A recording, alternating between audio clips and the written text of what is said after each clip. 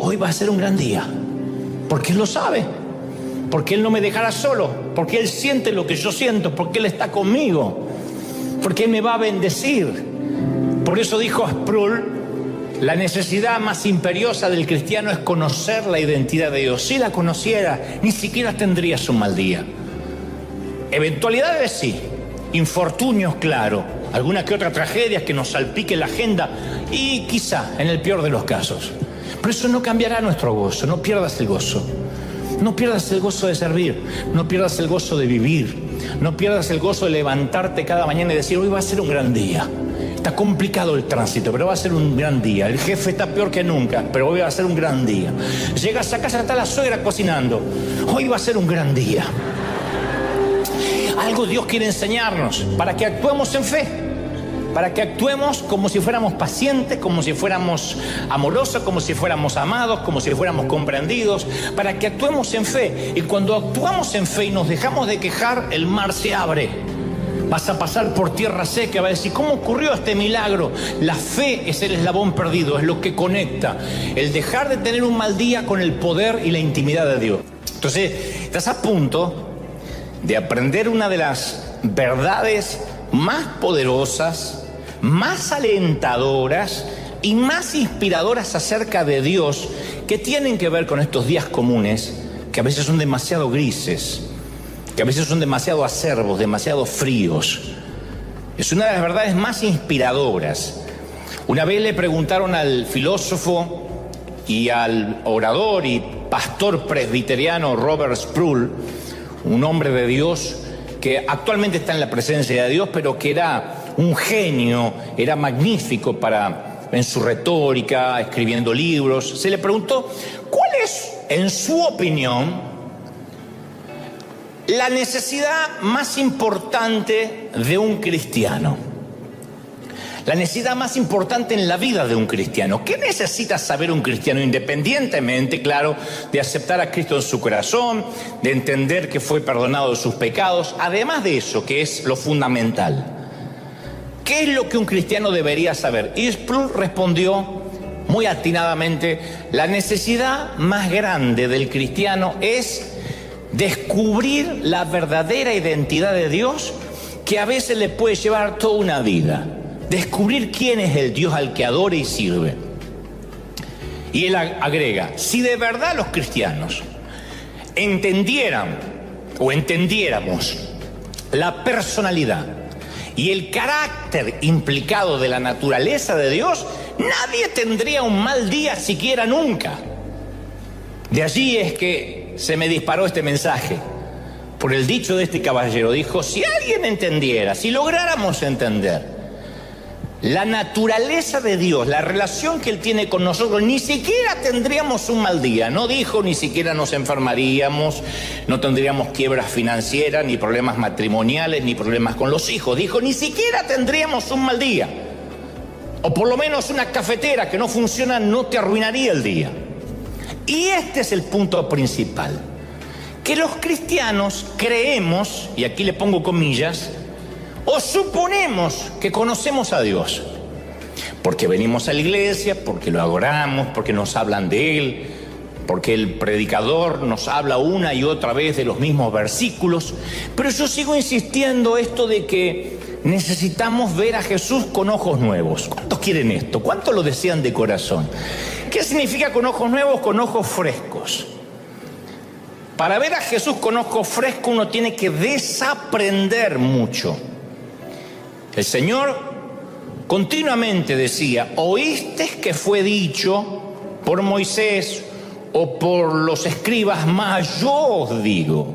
Eso fue lo que alteraba a los públicos religiosos, que había que desaprender para poder aprender de vuelta. Aprender desde cero aprendemos todos. Desaprender es difícil. Por eso nos cuesta tanto los idiomas a los que tenemos cierta edad. Porque ya aprendimos a hablar de determinada manera. Y nos quieren enseñar mandarín o inglés de la noche a la mañana y somos duros para hablar. No es que tenemos acento, arruinamos el idioma inglés. Lo arruinamos. ¿Por qué? Porque nos cuesta desaprender la lengua materna. Nos cuesta desaprender lo que ya creemos que sabemos es nuestro medio de comunicación. En las Escrituras pasa igual. Cuando uno cree saber algo, entonces tiene un mito o se arma una manera de pensar estructurada que después cuesta que Dios nos dé un vino nuevo. Te voy a dar un ejemplo, solo un ejemplo y ya continúo. La mayoría creemos o creímos que Jesús hablaba y sigue hablando como si fuera un nativo de Galicia o de Cataluña. Creemos que si Jesús hablara hoy diría, pues vosotros sois la sal. Os lo digo para que os regocijéis y os alegréis. De cierto me habéis oído, tíos. Vas a flipar con esta bienaventuranza que está de la hostia. Entonces, nosotros decimos, ¿pero por qué pensamos que Jesús hablaba así? Bueno, porque así lo vimos en las películas. Porque así está escrito acá. De cierto os digo, que si no entraréis, y pensamos que Jesús habla así.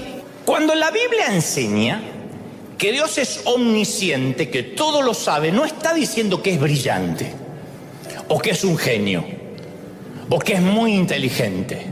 Esos son adjetivos para personas limitadas a los factores de tiempo y espacio. Tu hijo puede ser inteligente, o no, si salió al padre, o... es chiste. Omnisciente es que Dios lo sabe todo, no que es inteligente, lo sabe todo. Ninguna pregunta a Dios lo puede confundir, ninguna. Ningún dilema lo puede turbar, ninguno. Nada lo puede sorprender. Él tiene un conocimiento eterno, intrínseco y perfecto. Él tiene un conocimiento completo de la biología, de la zoología, de la química, de la psicología, de la geología, de la física, de la medicina, de la genética, todo. Lo sabe todo, dice el bien, no algunas cosas, todos.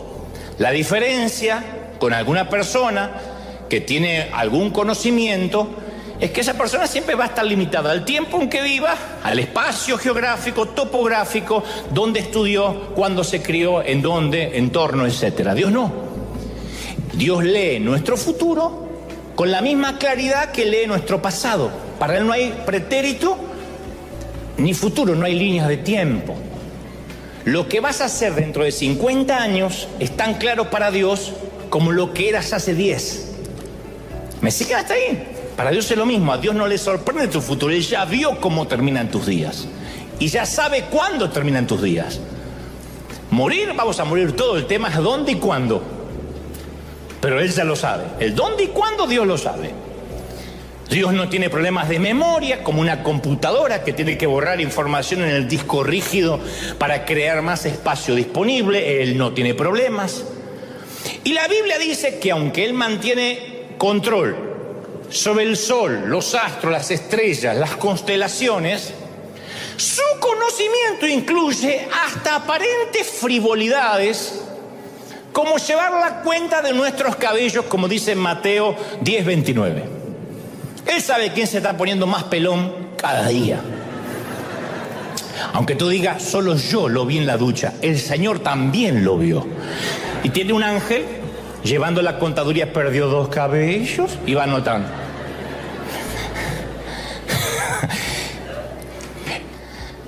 Yo sé que ahora posiblemente estés haciendo cosas que Dios no quiere que hagas. Y te sientes culpable y sabes que violaste y estás violando leyes de Dios. Y capaz que eres el único sobre la faz de la tierra que conoce tu pecado, pero yo voy a decirte una noticia, voy a darte una noticia. No tienes que pasar noches de ansias preguntándote ¿cuándo lo irás a ver? Mírame, Él ya lo sabe. Él ya lo sabe. Él ya lo sabe, Él ya lo sabe. Quiero que te grabes esto en tu corazón, Él ya lo sabe. Quizás creas que no, pero Él ya lo sabe, no puede estimarlo. Entonces no te molestes en perpetuar la farsa.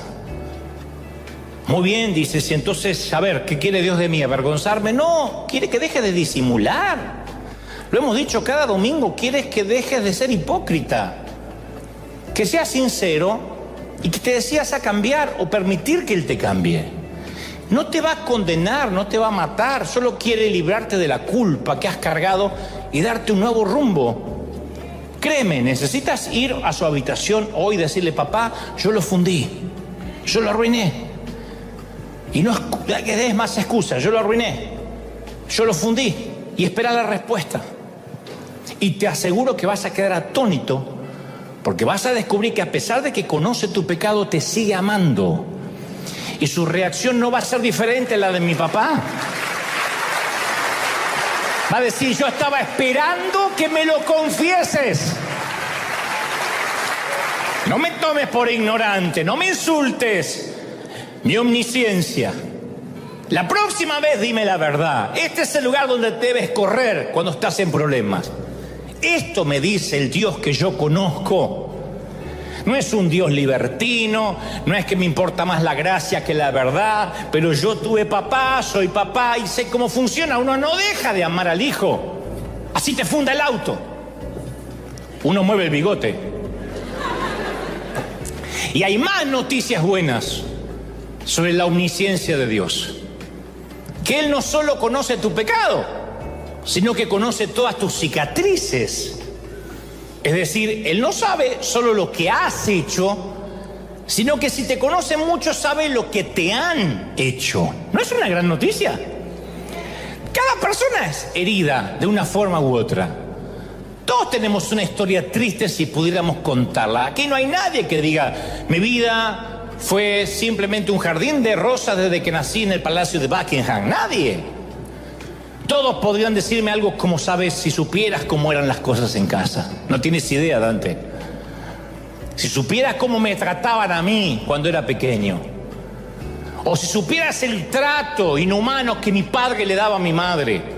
Si supieras el alcoholismo y cómo afectó mi familia. Y por supuesto que no lo sé. Y por supuesto que no tengo por qué saberlo. Pero Dios sí lo sabe, Él estaba ahí, Él lo sabe y no se perdió ni una millonésima de segundo de lo que te ocurrió. Él estuvo ahí. Las cicatrices están allí y Dios conoce cuándo te la hiciste, cómo y por qué.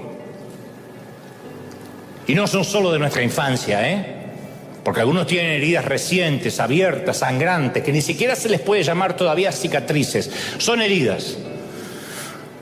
Y quizás estás sangrando emocionalmente ahora y vives días agonizantes, noches que terminaron por quitarte el sueño por ese amargo divorcio, o has sabido el horror de acariciar un ataúd blanco, de despedir a un pequeño, a un hijo por un accidente o una enfermedad terminal. O sufriste por fracasos en las relaciones, fracasos en los estudios, debacles económicas, quién sabe cuántas cosas más. Es espantosa la cantidad de gente, la cantidad de personas que andan por ahí con el espíritu amputado. Obviamente nuestras obras no harán que Él nos ame más. Pero decime si no es maravilloso saber que Él ve lo que nadie ve, lo que el pastor no ve, lo que los líderes no ven, lo que la iglesia no ve. Dios sí lo ve, Dios lo ve y dice: no es en vano. ¿Cuántos lo creen? Díganme amén. Ahora, es probable que te estés preguntando: ok, Dante, si Dios sabe todo, conoce mis secretos, o sea, mis pecados, mis cicatrices, mis actos de servicio, ¿por qué tengo días malos? ¿Cómo lo conecto? Me parece fascinante lo que me dijiste, pero ¿por qué a veces me siento tan enclenque, tan alfeñique, tan derrotado? ¿Por qué mis días malos comienzan malos y terminan así al final del día? ¿Por qué soy parte de ese grupo que baja del tren o del bus o del auto devastado, me tomo la cabeza entre las manos y pienso que solamente quisiera no levantarme mañana? Y después de analizar esta pregunta por una buena parte de los últimos 30 años, quiero dar una respuesta pública, algo que he venido practicando en mi vida en forma privada por un largo tiempo. Me sigue costando, pero ahí voy. Si conoces la Biblia, sabes que se requiere de un paso de fe antes que se revele la gracia y el favor de Dios. hay un paso de fe, es el eslabón perdido, es lo que conecta todo esto que Dios sabe, que Dios conoce, mis secretos, mis cicatrices y mis actos de servicio con el día malo. Lo que lo conecta y que hace que el día malo se transforme es un acto de fe. No te voy a aburrir con esto, pero por ejemplo, Éxodo 14. Después de una liberación milagrosa de los israelitas, Moisés se encuentra caminando con un montón de campesinos, esclavos o ex esclavos, que son un manojo de perdedores. Cuando los israelitas están llegando a los linderos de Egipto, el faraón se da cuenta de lo mal que hizo en dejarlos ir. Conocen la historia. Sin ellos, ¿quién va a hacer el trabajo sucio? ¿Quién va a limpiar los baños de Egipto? ¿Quién fabricará ladrillos bajo el rayo del sol? Entonces, rápidamente organiza su ejército y salen de cacería para traer de regreso a los israelitas de la esclavitud. Entonces, cuando Faraón se acerca, Moisés mira alrededor y ve que delante está el Mar Rojo. No hay forma de escapar, las cosas se van a poner feas. Entonces, el primer axioma de cualquier estrategia militar es tener una ruta de escape. Repléguense. Retirada. Pero ahí no tienen retirada. Para colmo, Moisés va camino directo al mar. De pronto hay un poderoso rugido, las aguas se empiezan a separarse y Dios da una vía de escape caminando por el fondo del mar. Mi pregunta es, ¿sabría Dios lo que iba a hacer? Sí. ¿Sabía Moisés lo que iba a hacer Dios? No. Entonces, ¿por qué sigue las instrucciones de Dios si no sabe lo que Dios va a hacer? Dudo que Moisés supiera que Dios abrirá el mar. Lo dudo porque nunca ha ocurrido eso. Pero aquí está la clave. Aun cuando Moisés no sabía cómo iba a intervenir Dios, él actuó como si Dios fuera a intervenir de alguna forma. Nos hará desaparecer, nos hará volar, pero algo va a hacer. Y se mantuvo caminando en la dirección que Dios le dijo, que Dios lo estaba guiando, confiando en que Dios habría de mostrar su gracia, su favor. Ahora, la misma clave para Moisés sirve para nosotros en un mal día. Ha funcionado para mí cientos de veces. ¿Me siguen hasta ahí? Díganme amén. Muy bien, verás. Un mal día comienza cuando te topas con alguien que te lo arruina. ¿Es correcto, sí o no? Siempre hay alguien que te arruina el día. Y después es simplemente un efecto dominó. No hablamos de Mar Rojo ni Faraón, algo mucho menor, pero que te arruina el día. Descubrí que la fe es el puente para salir de un mal día. Dios sabe que tenemos un mal día porque Él todo lo sabe, pero quiere saber qué hacemos para cambiarlo. A lo mejor dice, yo no soy una persona generosa, yo soy de ahorrar porque tengo miedo a que falte. Bueno, ¿por qué no empiezas a actuar como lo haría una persona generosa y ves lo que Dios puede hacer? Dice, a ver, ¿cómo actuaría? Lo voy a hacer en fe, me duele dar, pero lo voy a hacer en fe. ¿Cómo actuaría una persona generosa? Si Dios puede mantener el sol en su órbita, si Dios puede dividir el mar, ¿por qué habríamos de dudar que no puede cambiar un mal día? Pero tenemos que llenar nuestra mente con la identidad de Dios. Como estoy harto de tener malos días y malas semanas y malos meses, yo tengo que declararle la guerra a la ignorancia acerca de quién es Dios. Me urge, necesito conocerlo más. Porque Él conoce mis secretos, mis cicatrices, mi servicio a Él. Y para que Él se manifieste en mi vida, cuando confío en Él, aún en los días en que me encuentro entre el mar y el faraón, tengo que caminar con fe en dirección a que el día va a cambiar. No es confesión positiva, no es la torpe repetición de palabras huecas, es confiar que mi día va a cambiar si yo camino hacia el Mar Rojo diciendo, no sé si voy a desaparecer, si voy a volar o el mar se va a abrir. Yo voy a confiar de que si el día empezó mal, va a terminar bien. ¿Tú lo crees de verdad, sí o no? Mira, te voy a contar solo una pequeña historia más antes de irnos. Una pequeña historia te la voy a regalar hoy. Fue hace un tiempo, no te diré exactamente en qué día fue, en qué fecha fue, porque no viene a cuento y es irrelevante a la línea del relato. No importa, pero ocurrió. Un día martes comencé a sentirme realmente muy enfermo. Es algo que me ha sucedido una decena de veces durante la semana, durante el año. Pero durante estos años, cuando algo le ha sucedido a mi salud, me acostumbré a pedirle a Dios que me sane poco antes del domingo, porque Él sabe la responsabilidad que me ha conferido. Pero ya habían pasado 3 días, el cuadro empeoraba, me sentía muy débil, no podía predicar el domingo y no había absolutamente nada, ninguna fuerza, ninguna fuente interior para sacar una onza de energía que me ayudara. Y a medida que se acercaba el sábado, se me hizo muy claro que carecía de las fuerzas esta vez para predicar. He tenido días malos, de lunes a sábado, pero si te dedicas a predicar, no esperas tener un mal día el domingo. Trato de que el domingo nunca sea un mal día. Y le pregunté al Señor si estaba bien que buscara un reemplazo, y Él me dijo: haz como prefieras, estará bien conmigo. Eso fue lo que sentí: haz como prefieras, si quieres un reemplazo, estará bien. Estará bien para conmigo. Era un padre diciéndome: si te sientes enfermo, está bien que te quedes a descansar, yo estaré complacido. Pero si decides confiar en mí para predicar, te voy a dar mi gracia como siempre. Y yo le dije: no puedo, admití, no tengo fuerzas. Pero enseguida el quieto susurro del Espíritu le dijo algo cuerdo a mi fatigada mente y me dijo algo como: ve paso a paso. Era un mal día, era una mala semana, pero él me dijo: ve paso a paso. Y el domingo por la mañana, levántate y actúa como si no tuvieras ningún problema para predicar.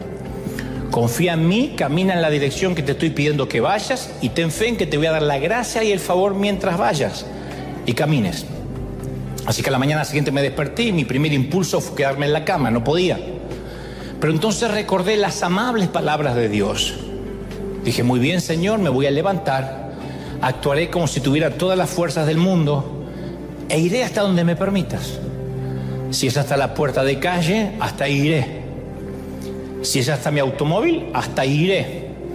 Si es hasta el stage y subir aquí, hasta aquí llegaré. Seguiré adelante confiando paso a paso.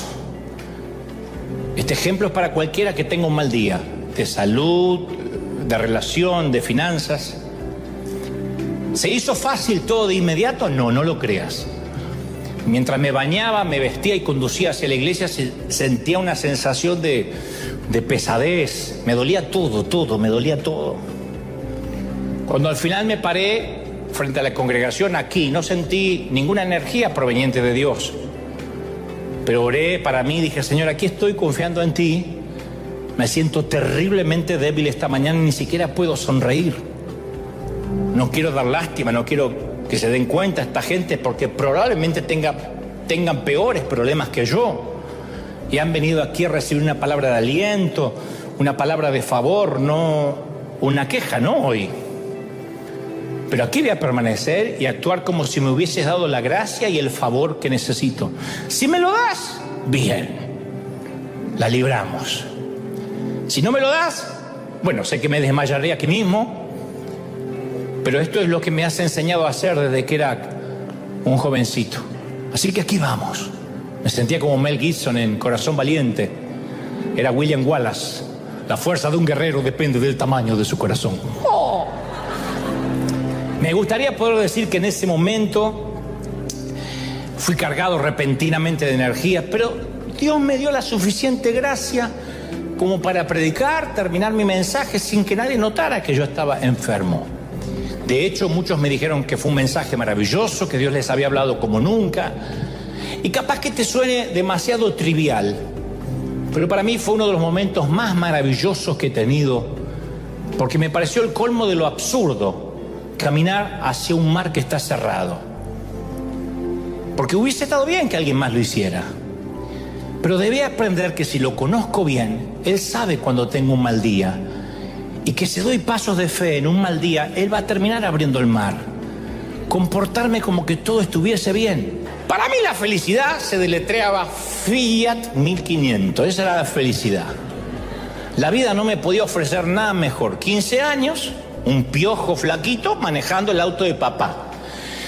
Entonces, cuando él vio que yo podía conducir, me llevó a una estación de gasolina, se llama en Argentina estación de servicios, y me explicó la diferencia vital entre el motor que utiliza gasolina regular, lo que allá llamamos nafta, y el diésel.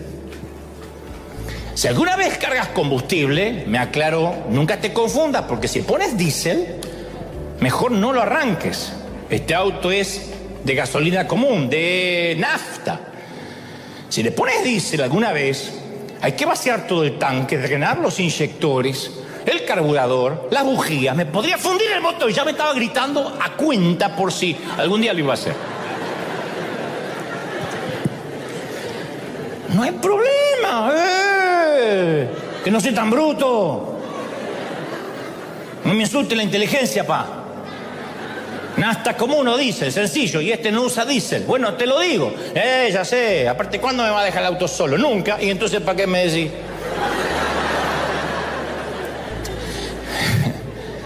Pasan algunos meses.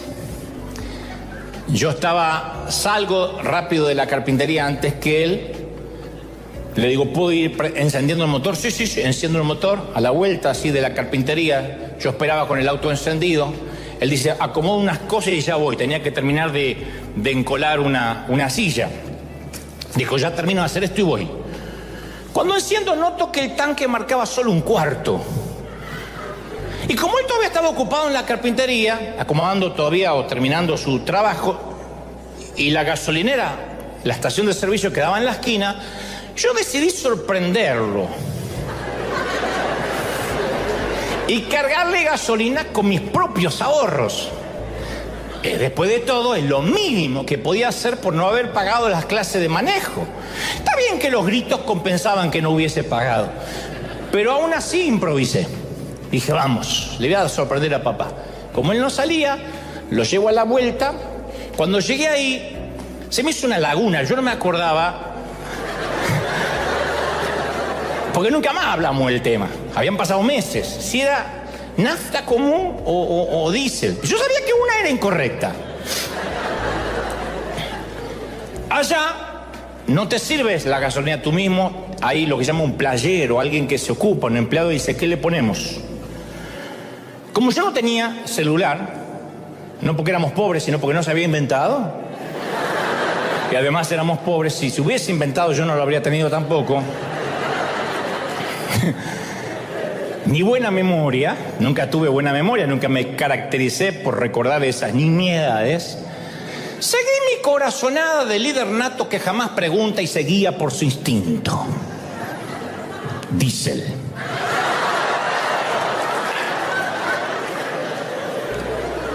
Un líder tiene que hacer lo que tiene que hacer. No, si yo estoy a cargo del Titanic, vos cantás hasta último momento por mi cara de seguridad. Nos vamos, pero flor de película que vamos a hacer. Yo soy seguro para esas cosas. Si me equivoco seguro.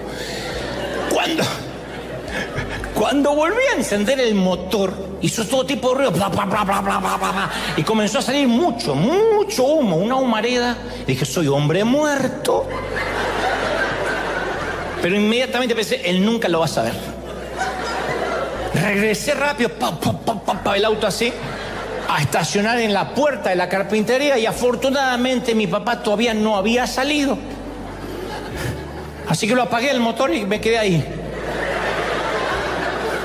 Él subió, dijo, bueno, maneja. No, papá, hoy maneja vos. Yo quiero descansar. Me corrí, encendió, ¿qué le pasa a este auto? Dijo. No sé, estaba raro.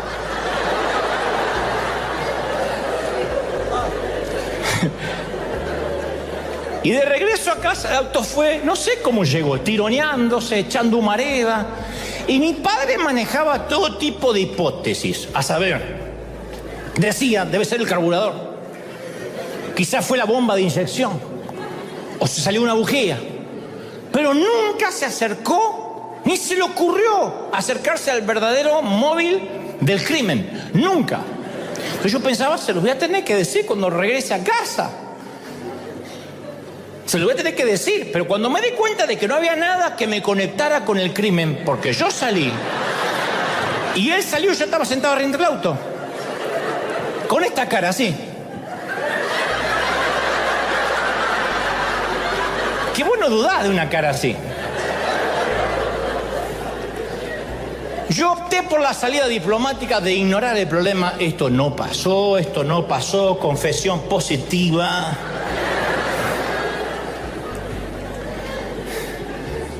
No notó que el auto tenía el tanque lleno, detalle que se le pasó por alto, un fiscal lo habría notado, él no.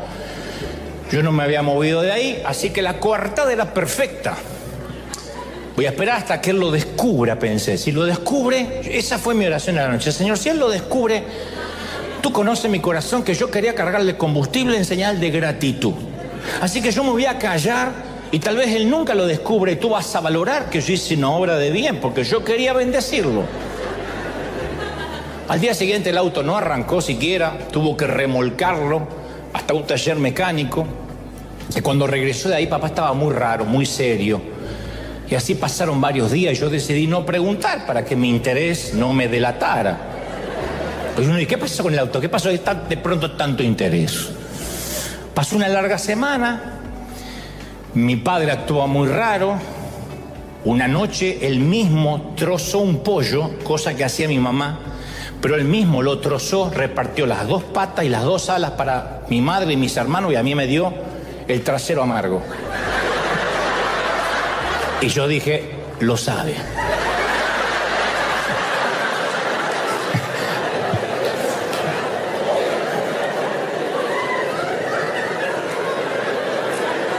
En ese momento uno dice, ¿por qué me dan el trasero? Uno...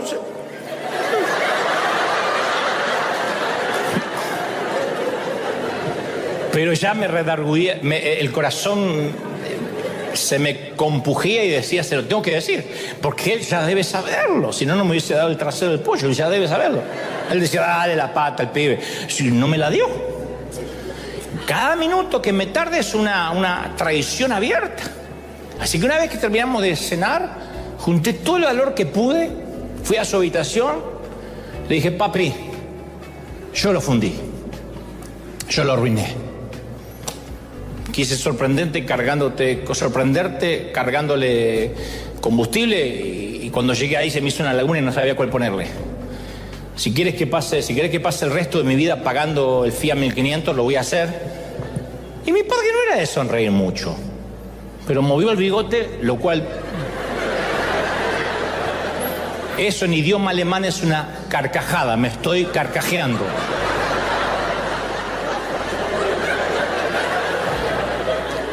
Significa no te mataré ahora. Y me dijo, ya sabía. Porque el mecánico me dijo que tuvo que drenar todo el motor porque le pusieron diésel. Y yo le dije a tu madre que el único que pudo haber sido fuiste vos. Pues yo estúpido no estoy, yo no le cargué. Así que estaba esperando que me lo confiese. La próxima vez decime la verdad. Porque tu padre puede parecer, pero no es ignorante. No soy ignorante, no me tomes de estúpido, porque yo sabía que algo pasaba. No sé si sabía o no. Y cuando terminó de hablar, yo tenía una comprensión totalmente diferente acerca de la teología de la confesión y el perdón. Cuando la ansiedad hace que la confianza mengüe, Dios ve todo, bueno o malo, pero aún algo más maravilloso. David dice, delante me rodeaste y sobre mí pusiste tu mano. Así concluye. Si tengo un mal día, Dios lo sabe. Si me siento solo, Dios lo siente conmigo. David está tan emocionado por esta revelación que sus manos tiemblan. Él dice, tal conocimiento es demasiado grande para mí. Así lo dice en el Salmo. No lo puedo digerir, no lo puedo elaborar. Todavía no lo puedo discernir, es un pensamiento demasiado grande, no lo puedo comprender y dice, hasta aquí llegué. Parece decir, si yo escribo algo más, sería una profanación, no voy a decir más, solo, oh Señor. Llega a la conclusión, Señor, te importo, a Dios le importo. se preocupa por mí. Dios se siente apasionadamente conmovido por lo que yo soy. Me ama. Hoy celebramos, como te dije, 100 domingos desde que en marzo de 2020 se declaró la pandemia y comenzamos estas transmisiones en vivo. Llegamos a 300 millones de vistas en todo el mundo. Mirá si Dios no es grande y no es maravilloso.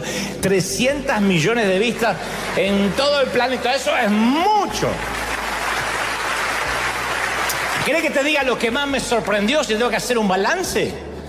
La cantidad de gente, cristianos veteranos y nuevitos, católicos, evangélicos, testigos de Jehová, simpatizantes, curiosos. Lo que más me sorprendió es la frase: nunca dejes de decirnos, Dante, cuánto nos ama el Señor. Nunca dejes de decir, te ama princesa, te ama príncipe. Dice, porque me cambió la vida. A lo que le respondo, nunca lo voy a dejar de hacer porque a mí también me cambió la vida y lo estoy haciendo. Saber que Dios nos ama nos cambia un mal día, una mala semana, un mal mes, una mala vida. Tienen que aplaudir más que eso si lo crees. ¿Cuánto te ama el Señor? ¡Aleluya! Ahora, esto de que Dios lo sabe todo me hace sentir amado. Te digo una mala noticia acerca de que Dios lo sabe todo.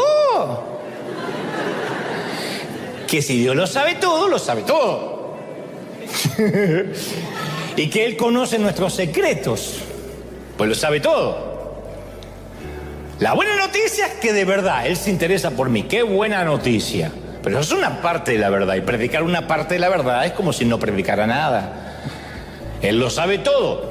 Eso tiene una doble connotación. La mala noticia, si se me permite el término, que si Él está íntimamente enterado de toda mi vida, significa que está enterado de todos mis pecados y los tuyos, que a lo mejor son más que los míos. Una mañana en la que yo debía tomar un vuelo de regreso hasta aquí Los Ángeles, no voy a decir en qué país porque no viene al caso, me quedé dormido y llegué 1 hora y media tarde de atraso para tomar mi avión. Casi lo estaba por perder y si perdía ese vuelo no vendría hasta el día siguiente. Así que apenas llegué, corrí desesperado hasta el mostrador, el counter. Y a pesar de mi prisa, que yo llegué rápido ahí, pensé que lo peor era haberme quedado dormido. No, lo peor venía ahora. La empleada de la aerolínea manejaba las cosas a 2 velocidades distintas: lenta y retardada. Ella sabía que yo se me iba al avión. Digo, yo me tomo en este que decía embarcando. Y mientras ella se movía a la velocidad de un glaciar derritiéndose, yo pensé, deberían tomarle el pulso a esta mujer porque a lo mejor está muerta. Así que no saqué el pasaporte, se lo tiré así, ¡pac!, para que sienta que el pasaporte cayó, porque ella no levantaba la vista. Y suspiré para que me oyera y ella seguía en la constelación de Andrómeda, en el planeta Ganímedes. ¿Vos sabés dónde es Ganímedes? Yo tampoco, ella sí. Ese es el génesis de un día malo. Así se empieza. Entonces todo dentro de mí me decía que saltara sobre el mostrador y le dijera: Talita Cumi, a ti te digo, resucita, animalita de Dios. Eso sentía.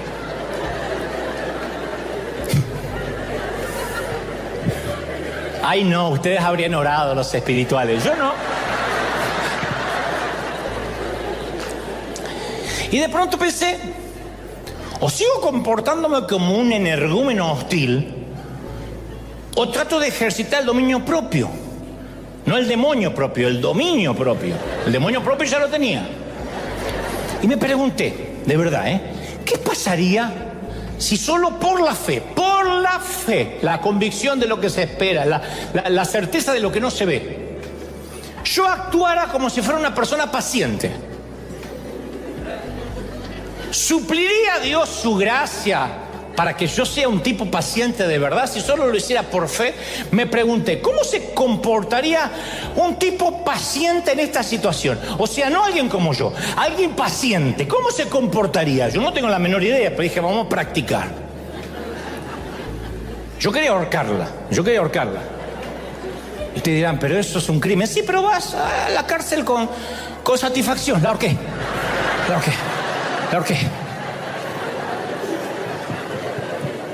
Nada personal, ahorcarla porque tengo que subir al avión y ella está perdida. Entonces me imaginé que un hombre paciente, viendo que su vuelo está abordando, que tendría que irse el otro día, no se preocuparía y le preguntaría a la chica cómo estaba.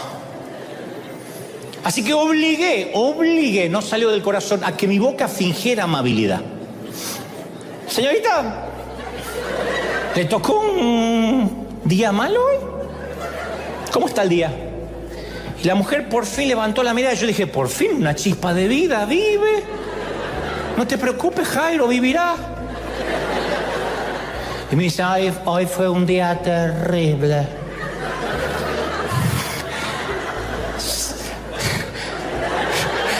Se cancelaron todos los vuelos, varios. En todo lo que ella me explicó eso, yo predico 2 sermones. Y la gente me ha estado gritando todo el día. Yo pensaba, no es para menos, yo te hubiese gritado desde la puerta de haberte conocido. Y en ese momento la dama me pareció más humana. Y empecé a sentir que de a poquito la gracia de Dios estaba operando y me estaba volviendo un tipo más paciente. El pulso se me tranquilizó un poco. Aunque el pulso de la empleada creo que no se aceleró mucho, pero volvió a mirarme y me dijo, anoche estuve en su conferencia.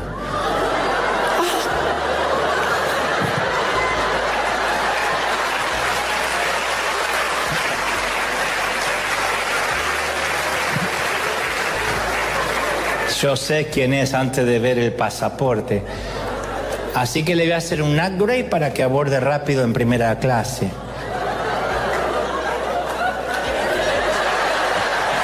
La cola de demonio se le metió y le empezaron a salir aritas así.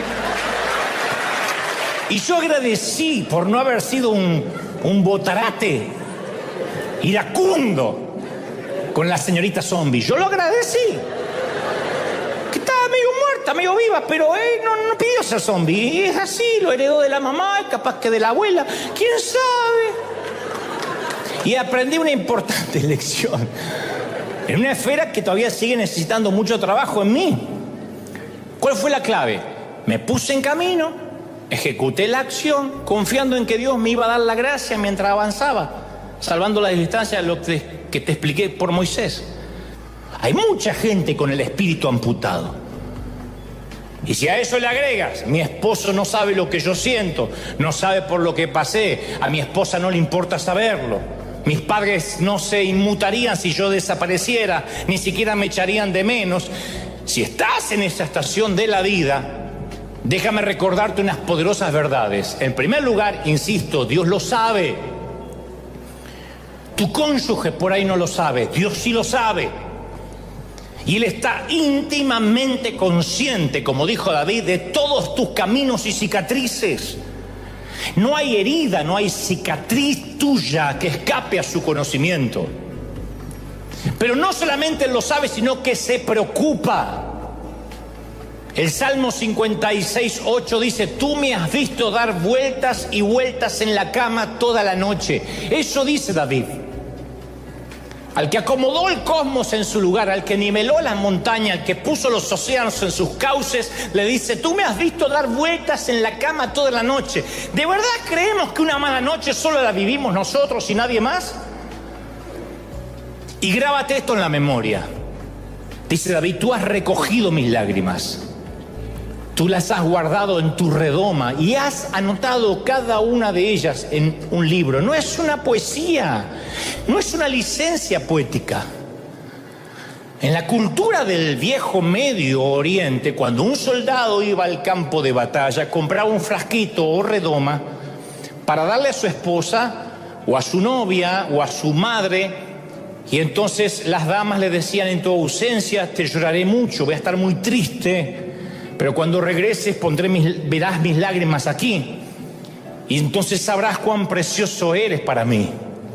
Entonces, cuando Dios nos dé la bienvenida al cielo, y esto no es algo poético, es verdad, va a tomar la redoma de nuestras lágrimas frente a su rostro dulce y dirá: yo no pasé por alto ni una sola.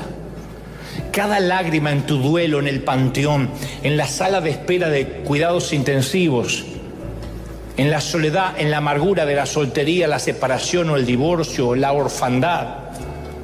Y además no solo Él recoge cada lágrima nuestra, sino que las registra en un libro. Dice: y las he escrito en mi libro. Dios nunca dejará de preocuparse por tus lágrimas. Así es como muestra lo mucho que le importas. Ese es el Dios que necesitamos ver con ojos nuevos. No tienes que llorar solo, nunca más. No te dije que no tienes que llorar, solo que no tienes que hacerlo solo. El que creó el universo te examina y llora y se conmueve contigo. ¿No es algo maravilloso? ¿No cambia eso tu mal día? Alguien tiene que decir amén. ¿Te cuento un secreto más? Si Él conoce tus secretos, tus pecados, si Él conoce también a tus cicatrices, también conoce tus actos, mis actos, nuestros actos de servicio.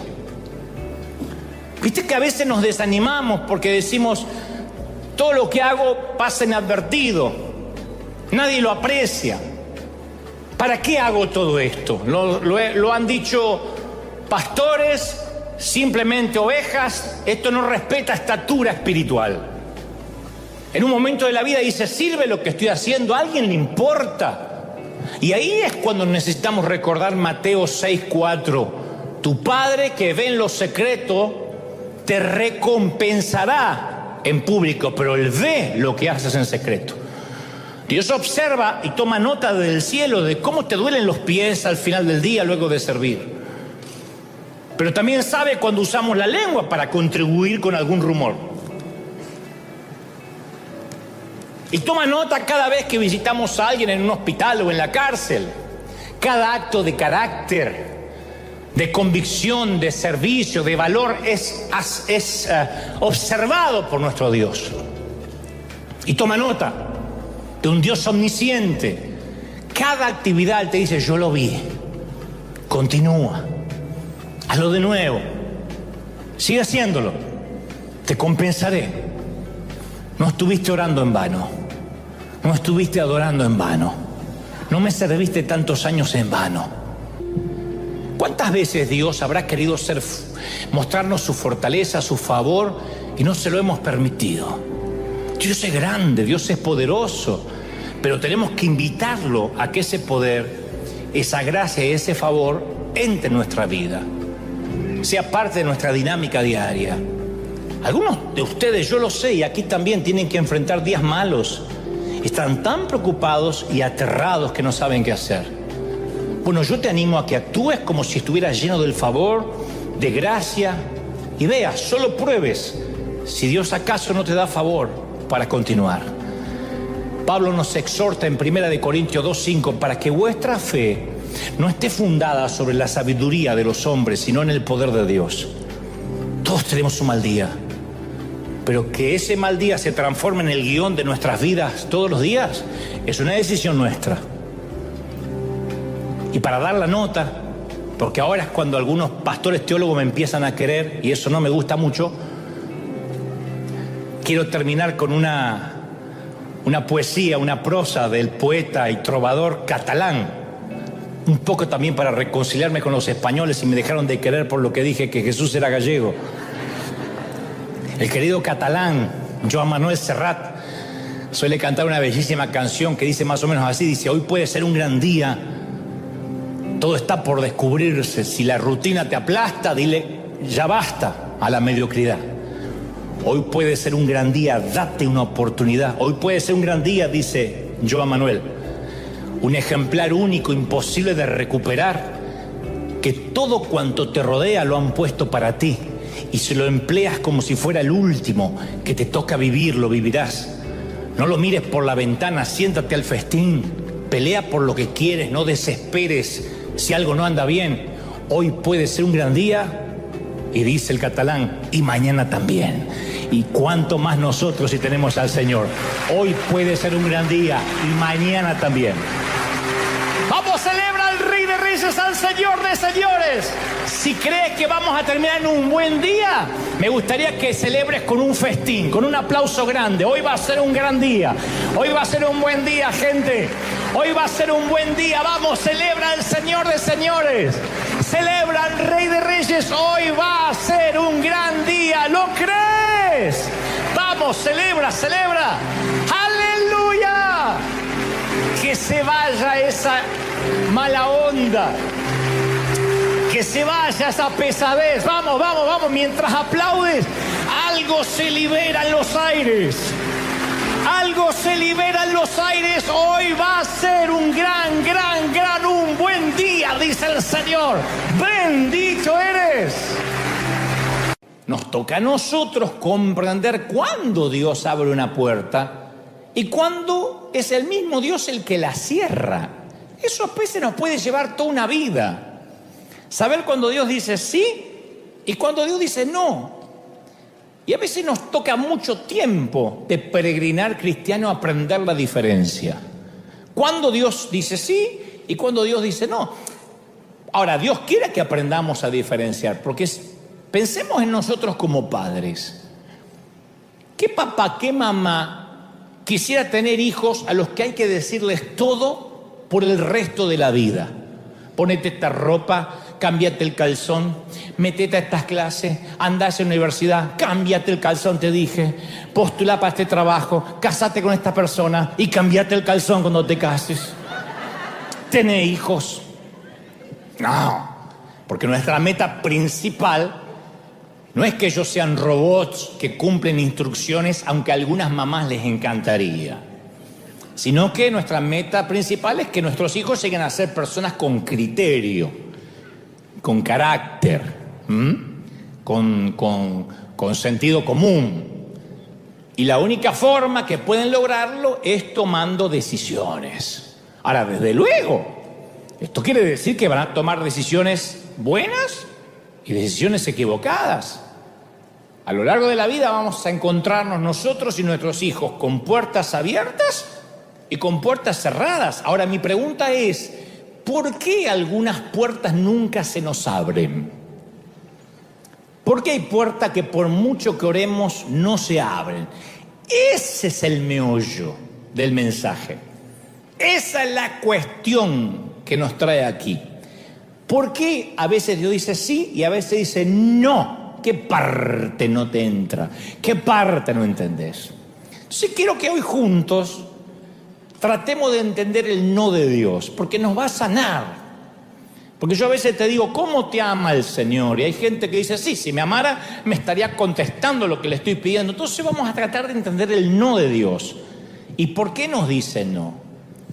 Los ejecutivos del fútbol, de las grandes ligas, especialmente las europeas, que tienen esas transacciones millonarias con sus jugadores, dicen que los cambios más grandes son aquellos que nunca se concretaron.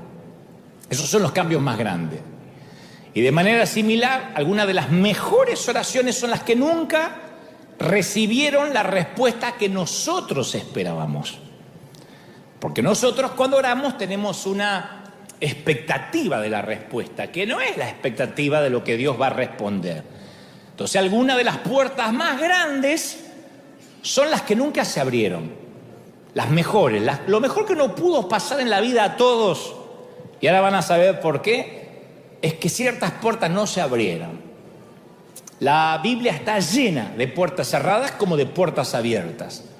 La puerta del Edén fue cerrada después de la caída y Adán y Eva no pudieron volver más al huerto.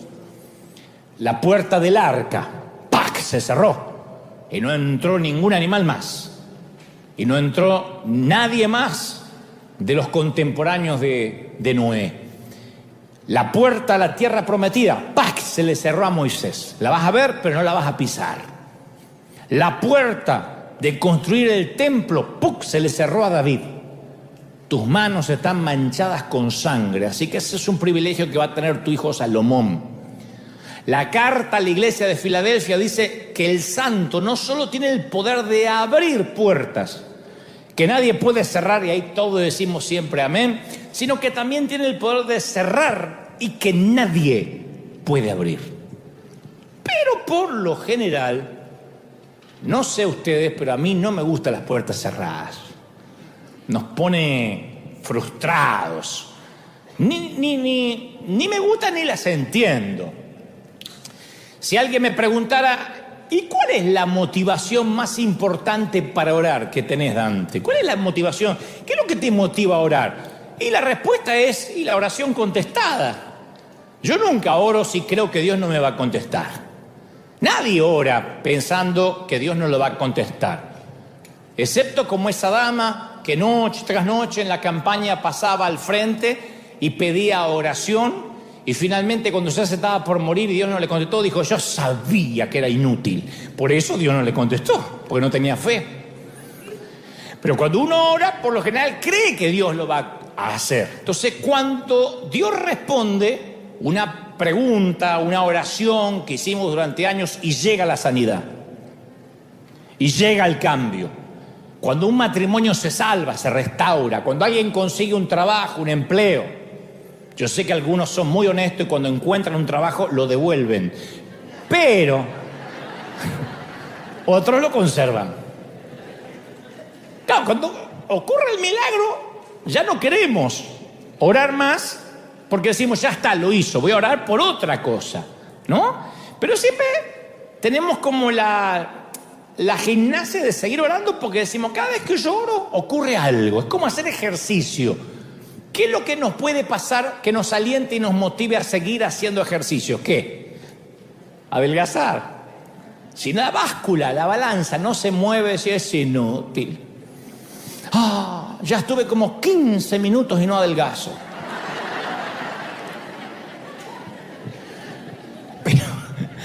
Pero si alguien nos preguntara, ¿cuál es la desmotivación más importante para orar? ¿Qué es lo que te da más flojera, más frustración, que te dice, que piensas, no tengo ganas de orar, que te da desdén, desidia de orar? Y las oraciones sin respuesta.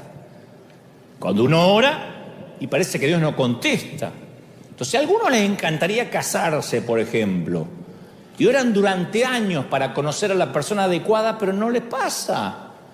Y tienen todo para dar, y tienen mucho amor para entregar, y mucho cariño para compartir, pero oran y dicen, no, tampoco me voy a casar con cualquiera por el hecho de cambiar el estado civil, pero Dios no me contesta, quiero enamorarme, quiero conocer a alguien, y uno es peor que el otro, o una es peor que la otra. O alguien lucha contra la depresión por años, y siempre ora que Dios se la quite, que se le vaya esa tristeza que a veces le embarga los domingos por la tarde, los lunes, los viernes, los jueves, los sábados. Y no pasa. Ahí está la tristeza minando tu interior. O a alguien lo engañan o lo perjudican gravemente de manera financiera, una sociedad, o lo despiden arbitrariamente. Y le pide a Dios que haga justicia. Mucho oramos eso, Señor, haz justicia, Dios ve. Hay un Dios que ve. Y la justicia no triunfa. Y parece que Dios no vio. Entonces empezamos a frustrarnos. Ni hablar cuando ninguna universidad te acepta y mandaste aplicaciones a todas. Cuando ningún médico da con la solución, ni siquiera con el diagnóstico, no te saben decir, te llenan de remedio y cada médico te da un medicamento diferente. Cuando no conseguimos compradores para la casa, o no nos rentan, no conseguimos alquiler, o no conseguimos alquilar. Cuando ningún abogado nos da esperanzas de arreglar nuestra situación migratoria, por ejemplo. Entonces vemos que los caminos están cercados con barricadas. Sabemos lo que es estar frustrado por una puerta cerrada, una puerta que parece que no se va a abrir nunca, bloqueada. Yo creo que ninguna criatura del mundo quiere sentir que la dejan afuera, del lado opuesto de la puerta, obviamente. Entonces las puertas cerradas desaniman. ¿Cómo no? Las puertas que se cierran te frustran y aparecen en un trabajo, en una relación, en nuestras finanzas, en nuestra educación, incluso en nuestro ministerio. Cuando Dios cierra las puertas, dice no, y uno dice, pero si yo le quiero servir, yo lo único que quiero es hacer algo para Él y me cierra la puerta. Uno como que no lo entiende porque, uno tiene la intención noble de hacer algo, ¿no? Una oportunidad que queríamos queda inaccesible y sentimos como que la vida se nos va apagando, sentimos como que la esperanza se nos va derritiendo, herrumbrando, y como que a Dios no le importamos. Debe ser algo bueno, pienso yo, que solo Dios tenga el poder de cerrar de tal manera que no pueda ser abierto. Debe haber alguna razón por la cual un padre puede cerrar una puerta y no lo deja al nene salir. Tiene que haber una razón. Tiene que haber una razón por la cual una madre cierra o pone alto ciertos elementos que los niños no deben ni pueden tocar. Debe haber una razón por la cual el cajón de los cuchillos tiene un precinto mientras que haya niños curiosos en la casa. Entonces muchas veces la puerta cerrada, que hace que me sienta frustrado en su momento, más adelante entendemos que es un momento de gratitud. Decimos, claro, por algo Dios la cerró. Yo a veces me descubro diciendo, Señor, gracias por aquellas puertas cerradas. Fui tan ganso en estar orando y orando para que se abriera lo que no se tenía que abrir. Gracias por esa puerta del colegio secundario que se me cerró en la jeta, porque yo no estaría acá. Me dedicaría a ser técnico electrónico en cualquier parte del mundo. Gracias por un pastor que una vez me dijo, un pastor alemán, lo quiero mucho, pero después nos reconciliamos antes que él partiera, pero que me señaló con su dedo huesudo y me dijo, usted no tiene futuro en la iglesia, usted no sirve, porque yo nunca hubiese comenzado un ministerio con jóvenes, no le habría creído al Señor si me hubiese inclinado en el apoyo del pastor. Así que yo le agradezco a aquel hombre que me sentenció de alguna manera, porque al cerrarme una puerta no me quedó otra que orar. Agradezco que una vez en Argentina alguien me dijo, si algún día liderás una iglesia en Argentina, lo voy a tomar como una traición. Ni se te ocurra algún día liderar una iglesia en Argentina. Gracias a Dios, porque no estaríamos acá, no seríamos ricos. Gracias que las puertas se cierran, porque Dios siempre tiene algo mejor, algo más grande, algo maravilloso. Digo, ayer pensaba, y te hago el mismo desafío, no ahora, regresen acá, traigan la mente de vuelta, pero en casa, piensen en una lista, pongan las puertas abiertas y las cerradas. Van a ver que hay un montón de cerradas que te salvaron la vida. Sí, mira, dice amén, amén, amén. Una que pateó 3 novios. Dios le salvó la vida. ¿O no? Por las veces que presenté un proyecto de televisión a un canal cristiano y me dijeron, no, esto es muy mundano. Acá no vemos Biblia, acá no vemos palabra de Dios. Menos mal, no se me hubiesen abierto las puertas en canales seculares. Estaría allá dentro de la pecera, en un canal cristiano. Digo, si no me hubiesen cerrado la puerta, no me hubiese atrevido a más. Por esa oración que estuvo sin respuesta por años.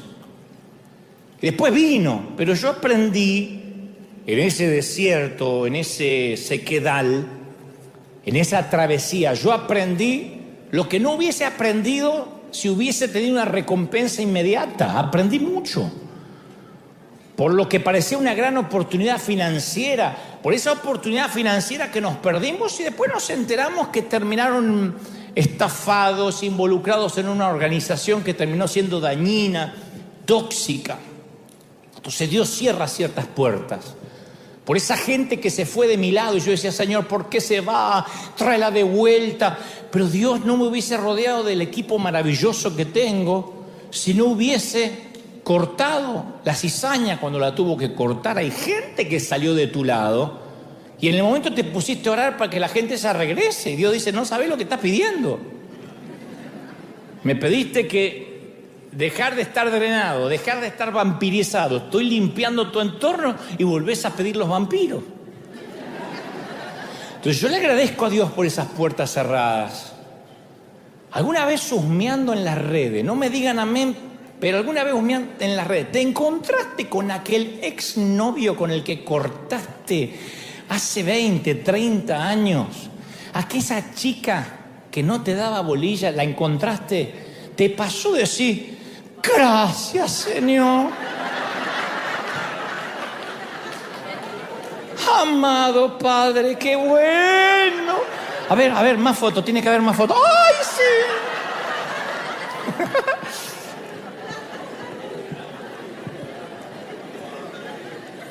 Pero te voy a dejar una reflexión muy profunda, ¿eh? A todo lo que hacen. Tú podrías ser la oración no respondida de alguien.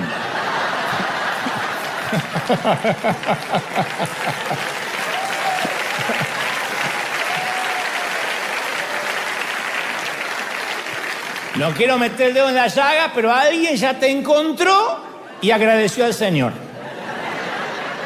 Gracias por salvarme de eso. Alguien agradeció porque Dios le cerró la puerta que eras tú. Eso pasa. Es así. Ahora, no agradecemos por todas las puertas cerradas. Porque hay muchas que siguen cerradas y siguen sin gustarnos que estén cerradas. Las abriríamos de una patada si pudiéramos. Puertas ambiguas. Jesús mismo, cuando habla de la necesidad de perseverar en la oración, dice, llamen y la puerta se os abrirá.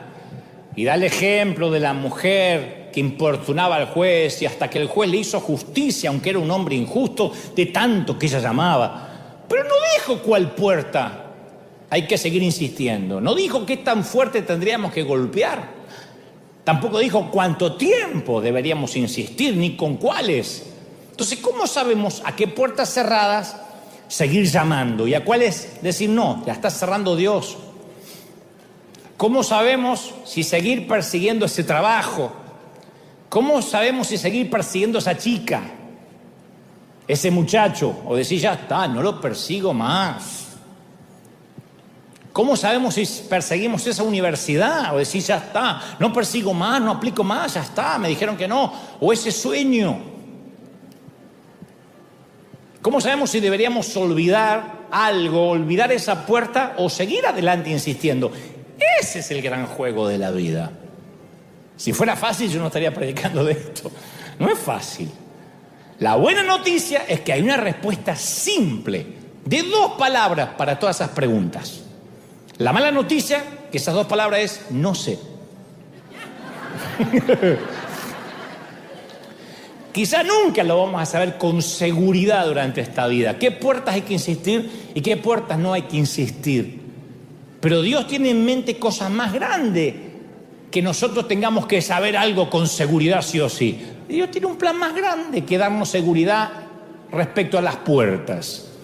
Y uno va por la vida preguntándose, pero para entender por qué, esto es lo que a mí me gusta más. Algunas puertas no deberían abrirse y Dios no las quiere abrir. Para entender por qué hay puertas que se cierran, primero uno tiene que entender y desarrollar una gran habilidad para saber qué puerta Dios cierra y qué puerta hay que empujar, porque a lo mejor el enemigo está poniendo una traba, a lo mejor es una puerta humana que quiere encerrarnos. La habilidad para saber eso es lo que más cuesta. Y yo quiero que hoy, al menos en un torpe intento, acá y los que están en sus casas, veamos juntos qué puede estar tramando Dios con ciertas puertas cerradas que hay en nuestra vida. Y para esto necesito que hagamos un sincericidio, que seamos brutalmente honestos. No me digan amén, pero en su corazón. Todos los que estamos aquí presentes en River hoy, y donde nos estén mirando desde cualquier parte del mundo, todos los seres humanos poseemos un punto ciego. Algo que no vemos de nosotros, todos. Aunque digas, yo me conozco, hay un punto ciego. Yo quiero que pienses esto. En un grupo, por ejemplo, de gente, en un grupo humano, si todos están cantando y hay uno que canta desafinado, en un coro, no amateur, sino que en el coro, en el micrófono, canta como una gallina que sabe que morirá al amanecer. En un grupo humano, si alguien tiene un gesto irritante, un trastorno obsesivo compulsivo, un TOC, un ruido raro, si alguno en un grupo habla demasiado, habla y de todo, opina, si alguien es fanfarrón en un grupo, o si alguien en el grupo es amarrete, no come banana porque le da pena tirar la cáscara, devoto de la Virgen del Codo en un grupo, o si alguno viola el espacio personal, hay gente que cuando te habla se acerca demasiado y te pone acá el aliento. O si alguien está emocionalmente necesitado y a quien se le acerca lo drena a la hora que sea, te arruina una Navidad, un cumpleaños, te arruina lo que sea. O si alguien tiene un carácter putrefacto, para no decir podrido, que queda feo. ¿Quién es la última persona en enterarse? ¿Quién es el último que se entera?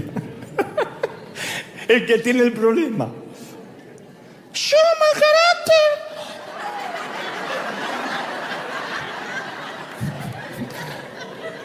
¿Cuándo grité? La verdad acerca de nosotros es que no sabemos la verdad acerca de nosotros. Hay un punto ciego. Las otras personas lo saben, ya te digo. Hablan de nosotros entre ellos. ¿Viste el aliento? ¡Ay, se comió un cadáver! La que se comió el cadáver no sabe. Y entre los recuerdos que todos conservamos de nosotros mismos, hay algunos que solo se lo contamos a nuestros amigos, a nuestros allegados. Otros ni siquiera los queremos confesar a nuestros amigos porque nos dan pena, los guardamos para nosotros bajo 7 llaves. Pero hay otras cosas, muchas, que no queremos ver de nosotros, que no nos confesamos ni siquiera nosotros mismos, no lo queremos ver. No queremos pensar que somos eso. Esta misma mañana podría decir, ¿cuántos aquí se consideran orgullosos? Inmediatamente te viene a la mente de un orgulloso que conoce, pero nadie dice yo. ¿Cuántos consideran que no comen huevo porque les da pena tirar la cáscara? Nadie. Oh, yo conozco uno que es peor. Nadie se piensa en uno mismo. Entonces la autoconciencia es esencial para distinguir por qué Dios no abre una puerta. Ahora te voy a explicar, el conocerte. Porque para saber por qué Dios a veces dice no, definitivamente, tenemos que estar muy conscientes de lo que nos está pasando a nosotros por dentro. ¿Por qué estamos orando lo que estamos orando? Pablo le escribe a la iglesia de Roma, en Romanos 12:3, y les dice, por la gracia que me ha sido dada, que nadie tenga más alto concepto de sí mismo del que deba tener. Más bien, que piense con sensatez, sentido común, conforme a la medida de fe que Dios repartió a cada uno. O sea, para saber qué puertas Dios abre y qué puerta Dios cierra, tenemos que convertirnos en expertos mundiales en conocernos a nosotros mismos. No en conocer al pastor, al otro, en conocernos a nosotros mismos. Si uno no es un experto mundial en uno, en conocerse bien las virtudes y las miserias, no vamos a entender por qué algunas puertas están cerradas, porque no tenemos sensatez. Entonces tenemos que tomar conciencia de cómo hizo Dios nuestra forma de ser. ¿Cómo estamos cableados? Uno tiene que mirarse al espejo alguna vez y decir, a ver, ¿cuáles son mis intereses? ¿Cuáles son mis convicciones? ¿Cuáles son mis capacidades? Y ahora, ¿cuáles son mis defectos? No hay nadie. ¿Cuáles son? Además de los que devuelve el espejo, los de adentro. Y ser consciente de qué parte de nosotros son las que deseamos evitar pensar. Porque hay muchas cosas que no queremos pensar que somos así. Generalmente juzgamos al otro por las acciones, pero a nosotros no juzgamos por las motivaciones. ¿Viste lo que el otro me hizo? Punto, lo sentenciamos. Pero cuando uno hace algo dice, es que no lo quise hacer, no fue mi intención. Nosotros no hablamos de nuestras acciones que lastiman, hablamos de nuestras motivaciones. Bueno, pero yo no lo quise lastimar. Aparte yo soy así, a mí me sale. Yo vomito todo lo que tengo para decir, porque si no me atraganto acá. Punto. Entonces a veces hay que verse al espejo y discernir las puertas que nos rodean, pero para eso necesitamos tener conocimiento del mundo interior que tenemos. ¿Por qué estamos orando lo que estamos orando? Porque la falta de autoconciencia es una incapacidad espiritual gravísima. El no conocerse es el gran síndrome que tenemos muchos creyentes. La falta de sentido común, la falta de conocimiento de sí mismo. Dice Pablo, que piense de sí mismo con sensatez. No hay mucha gente que piensa con sensatez de sí mismo. No hay. Yo me he criado en las iglesias escuchando decir, oh, Dios no es poderoso para hacerme presidente si quiere. Amén, gloria al Señor. Y no estudió nunca nada el tipo. O Dios no es poderoso para que yo pueda tocar la guitarra. ¿Fuiste a aprender? No, pero Dios me da poder para tocar. Y tocaba el desgraciado. Era un desastre. O Dios no es grande para darme un auto así, último modelo. Ni siquiera puede mantener una casa, ni la familia, ni trabaja. Pero yo ya le impuse las manos y no entiendo por qué Dios no me da ese auto. Le llaman a hablar en fe. Le llama a confesar. Yo le llamo a hablar sin conocerse. Sin sensatez. Sin sentido común. Es como aquel que no se baña, tiene mal aliento, no se educa, olor a pata, pero ora por la chica más linda de la iglesia. Vos lo ves a él, decís, Señor, oye, llévatelo, te lo mandamos. Pero él mira a aquella despampanante y dice, esa quiero para mí, no menos que eso. ¿Él se vio alguna vez lo que está pidiendo? ¿Por qué lo irían a elegir? O al revés, ¿no? Es falta de sentido común. Ahora, Dios es poderoso para que la chica se desmaye y caiga a tus pies. Sí, capaz que le baja la presión y se desmaya, pero no es que se va a casar. Es gente queriendo levantar una cosecha que no es suya.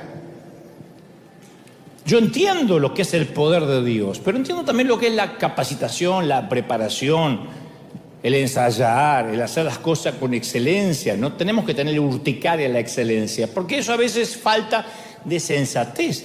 Por eso tenemos tantos cantantes desafinados, predicadores aburridos, administradores fracasados, matrimonios infelices. Porque hay mucha gente que se ve a sí mismo con sensatez, que se ve a sí mismo como debe ser. Entonces, cuando Dios puso una puerta abierta delante de la iglesia de Filadelfia, les hizo algunos comentarios. Le dijo, yo sé que tus fuerzas son pocas. Apocalipsis 3:8. Yo sé que tus fuerzas son pocas. Probablemente no era lo que querían escuchar. No es una buena manera de comenzar una profecía. Porque no sabemos en qué sentido tenían poca fuerza. Capaz que eran pocos en cantidad. Capaz que tenían pocos recursos económicos. Capaz que eran de una educación de bajo nivel. Y esta carta circuló entre 7 iglesias. Así que no solo la iglesia que recibió el mensaje se enteró que tenía pocas fuerzas, sino que las otras 6 también se enteraron de que tenían pocas fuerzas en Filadelfia. Tenían que aceptar la verdad acerca de sí mismos si querían atravesar la puerta abierta. Tenían que entender que si iban a atravesar la puerta iban a ser con las fuerzas de Dios, no con las fuerzas de ellos. ¿Hasta ahí me siguen, sí o no? Entonces le dice, yo sé que tienes pocas fuerzas. Lo primero que le hace es que se conozcan a sí mismos, a ver dónde están parados, en tiempo y espacio.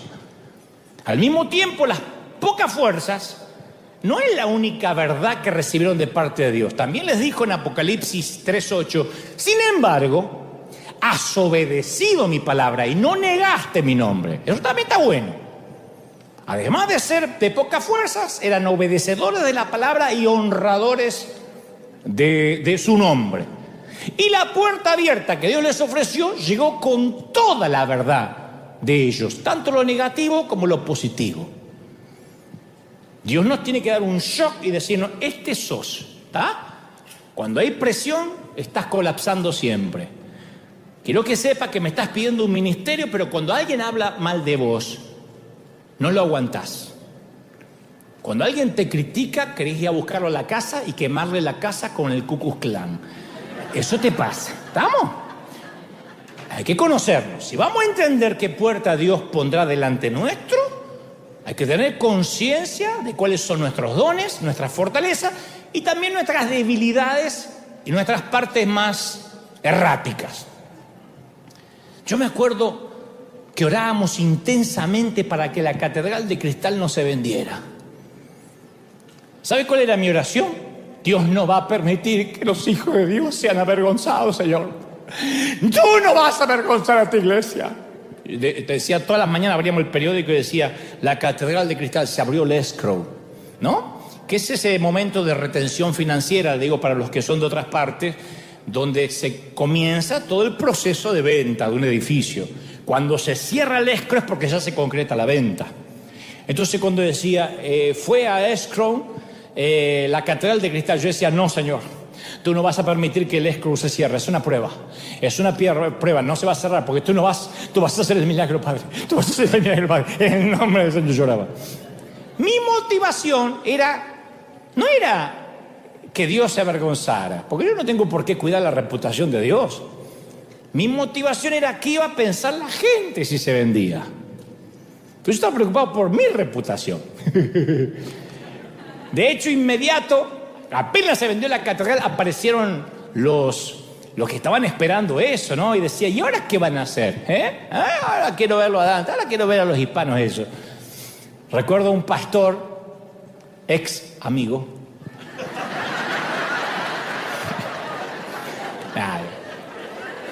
Si se arrepiente y se arrodilla algunas horas, yo le perdono porque llamó y dijo, ¿aló? Le dice a la secretaria, ¿habló con la catedral católica? Dice, no, en la catedral de Cristal. No sé, me dijeron que Dante se hizo cura. ¿Puedo hablar con el padre? Era un pastor. Entonces, ahora no dejo de pensar qué hubiese pasado si Dios hubiese oído mi oración, si la catedral no se cerraba.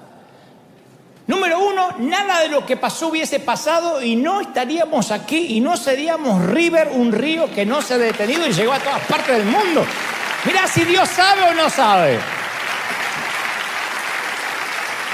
Entonces, a veces es mejor, escuchen esta frase para tuitear, pero no ahora, después. Es mejor reconocer que pasamos por una puerta equivocada a pasar el resto de nuestra vida viviendo en una casa equivocada.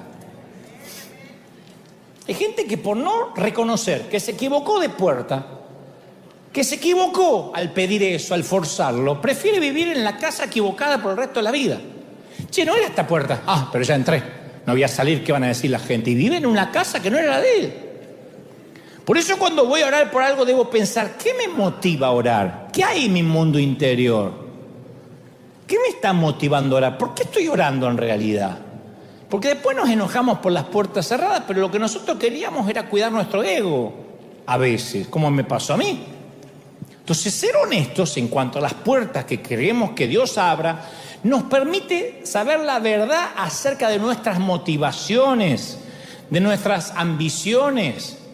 Ahora, si uno quiere que se hagan los planes de Dios, tendríamos que estar dispuestos a conocer verdades sobre nosotros que no nos van a gustar. No vas a encontrar lo que encuentres. No te va a gustar lo que encuentres. Cuando uno excava arqueológicamente en su interior, no le gusta lo que ve. Jesús dice que va a doler. Jesús dijo, conocerán la verdad y la verdad os hará libres. Pero primero te va a traer amargura. Buscar la puerta abierta te va a decir la verdad de lo que realmente perseguimos y por qué pedimos lo que estamos pidiendo. Yo conocí a gente que se cambia de iglesia, no porque no recibe palabra, porque Dios no le habla, sino porque allá le dan un micrófono. Y siempre prefieren ser cabeza de ratón antes que cola de león.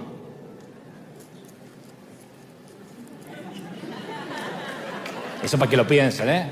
¡Oh! Fariseos capítulo 4, versículo 5.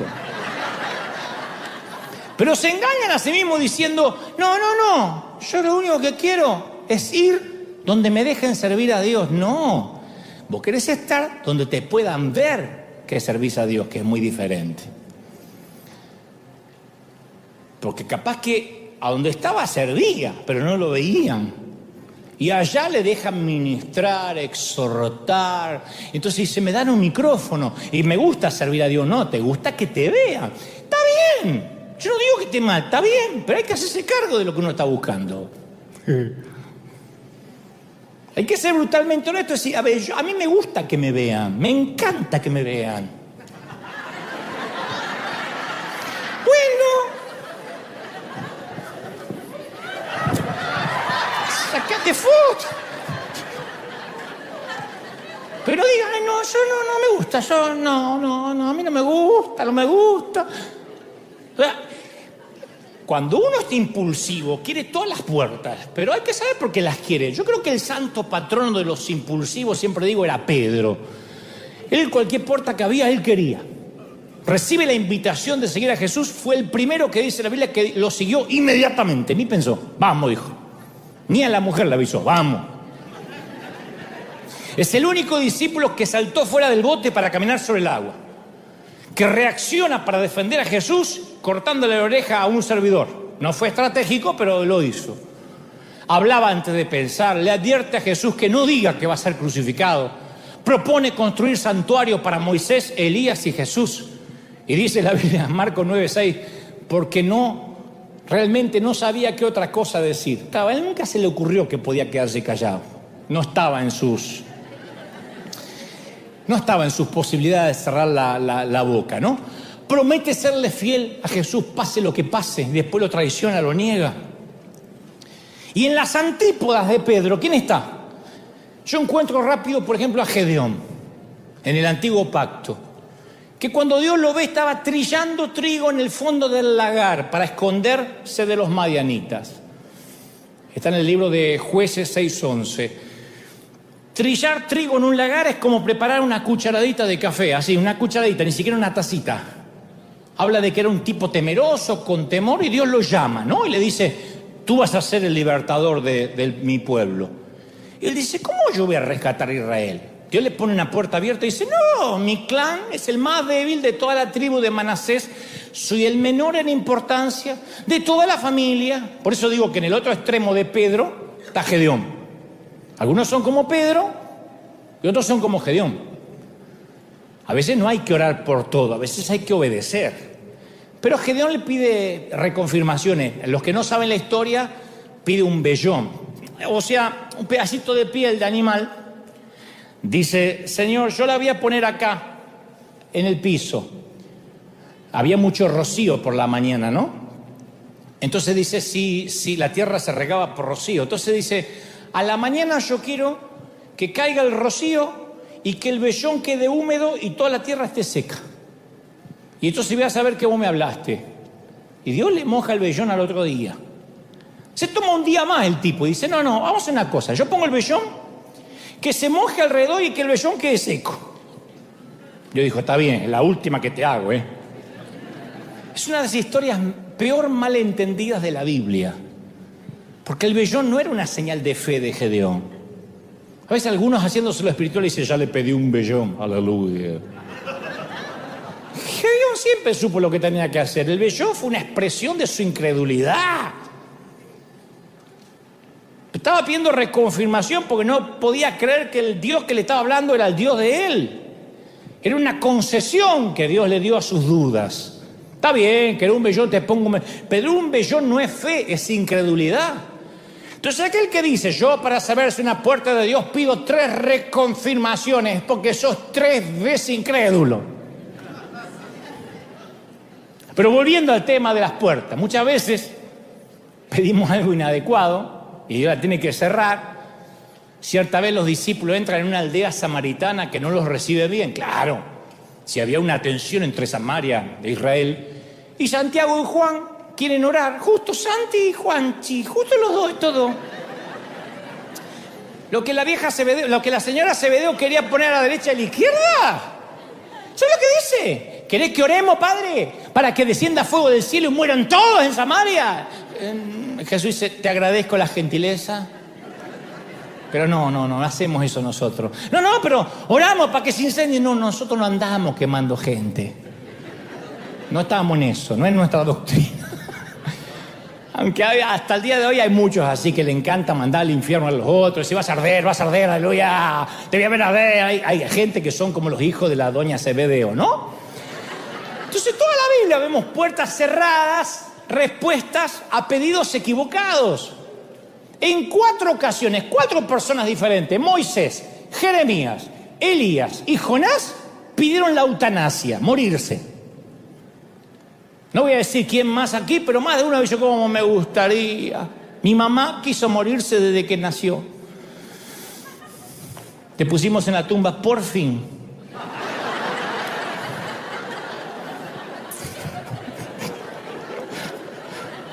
Ustedes me van a matar. Me vas a llevar a la tumba. Yo siempre me imaginaba llevando el cajón, porque me decía, me vas a llevar a la tumba. Me vas a sacar canas verdes y un día me vas a encontrar muerta y fría. Yo voy a orar. ¿Vivir para qué? Cuando vos te hagas mayor de edad, me voy a morir sola. Me voy a quedar en la cama sin comer hasta que me muera. Total, ¿para qué vivir? Si ya crié los hijos. Mira si Dios la hubiese escuchado a la vieja. Si tuviera que escuchar a tantas madres. Entonces, dicen no. Yo creo que estos profetas, después de la depresión, agradecieron, se alegraron de que Dios les dijo que no. Gracias a Dios las veces que nos dijo que no. No, ¿qué parte no se entiende? No. Algunos de los mayores regalos de Dios son las oraciones sin respuestas. Yo sé que nos cuesta entenderlo, pero lo mayor que Dios te pudo regalar es lo que no te respondió. Las puertas se cierran porque hay algo mejor. Y está bueno que Dios se reserve el derecho de admisión, de decir sí o no, porque Él sabe mejor que nosotros qué es lo mejor. Todo poder que tiene el ser humano lo corrompe. A nosotros nos dan poder y lo usamos para destruir. Esto aplica a la palabra, el poder de la palabra, el poder de la lengua, el poder político, el poder económico, el poder nuclear. Imagínate si al orar tuviéramos un poder sobrenatural que suceda todo lo que querramos. Como la película de Jim Carrey, traducida al español como Todopoderoso, que dijéramos, todo lo que yo quiera se va a hacer. Imagínate el desastre que haría. ¿Cuántos ya habrían cambiado de marido, de esposa, de suegra? Las suegras estarían todas desaparecidas, habría un déficit. Y cualquiera que piense que la oración no sirve, no sirve porque Dios no contesta, es una torpeza. La oración no es un conjuro. Lo voy a declarar 3 veces y lo voy a declarar y le voy a imponer las manos. ¿Sabe qué es orar? Es hablar con una persona muy sabia. Dios, que a veces te va a decir sí y a veces te va a decir que no. No es declarar, no es un conjuro, no es abracadabra, no son 3 deseos al genio de Aladín. Es hablar con alguien que es sabio y te va a decir cuándo conviene que la puerta se abra y cuándo te va a decir no te conviene. A veces te va a explicar por qué y a veces no te va a explicar por qué. Nosotros no le explicamos a nuestros hijos por qué no a veces. ¿Por qué no? Porque no hay punto. ¿Crees que te diga cuál es la oración que más se hace? La oración que más hacemos todos. Acá y en cualquier parte del mundo te va a decir, Señor, cámbiala, Padre. ¡Cámbiala! Transfórmalo.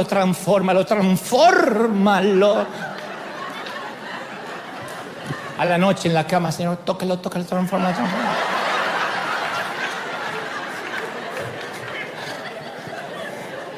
Transfórmalo.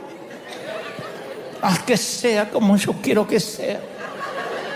Como yo te lo pedí.